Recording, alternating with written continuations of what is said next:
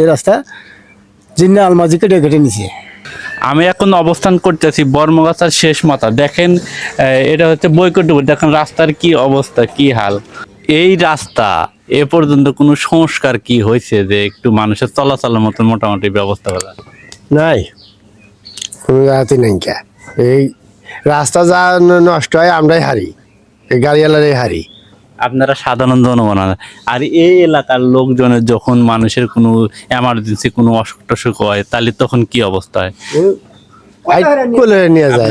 এলাকাবাসী যারা ইনকা স্থানীয় মুরব্বী আছে তাদের তেমন শুনতে এই এলাকার আপনারা যে রাস্তা যে অবস্থা এর জন্য আপনাদের কি করলে মোটামুটি একটু ভালো হয়, মানুষ জানি অসুখ বেশি অসুস্থ রুগীগুলো সুন্দরভাবে আপনি সিরাজগঞ্জ সদরের দিকে বা রায়গঞ্জ দিকে নিতে পারেন, একটু বলেন।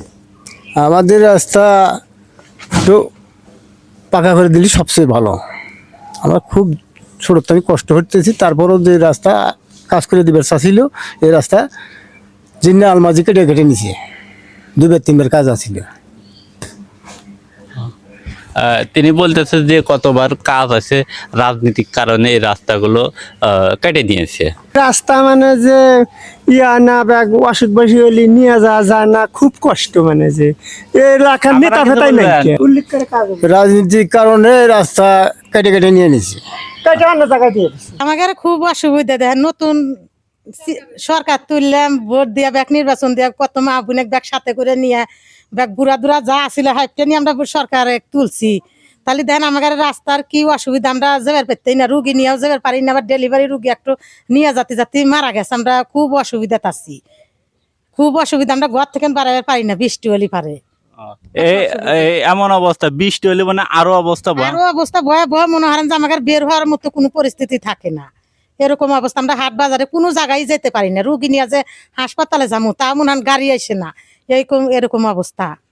তারপর কোনো আত্মীয় স্বজন, তারপর বিয়া শাদী কোনো কেউ এই জায়গায় না এসে ওই কয় যে রাস্তা ভালো না, এই গ্রামে ছেলে মেয়ে বিয়ে দেওয়াও যাবো না, করানো যাবো না, এই অবস্থা এসে ফিরে যায়। কয় যে না, এই গ্রামের রাস্তাঘাট ভালো না, পরিস্থিতি ভালো না, মেম্বার চেয়ারম্যান নাই, হেরা মরছে, সরকার নাই, এই সমস্ত বাসা এসে বেক আমাকে বলে, বুঝছে না, এই তোর অবস্থা।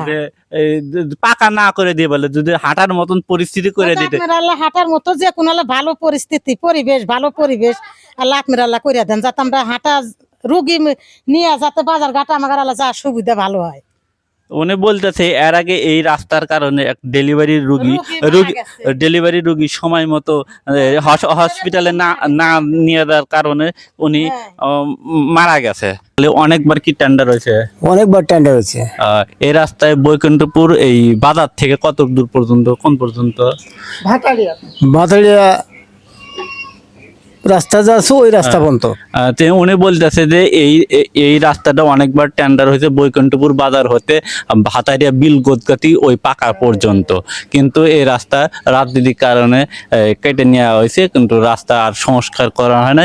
সেই জন্য এই এলাকার লোকজনের দুর্ভোগ হয়ে গেছে, আটু পর্যন্ত কাদা, মানুষ চলাচল করতে পারে। আপনারা কি অবস্থা, আমরা বের হতে পারি না, এরকম অবস্থা।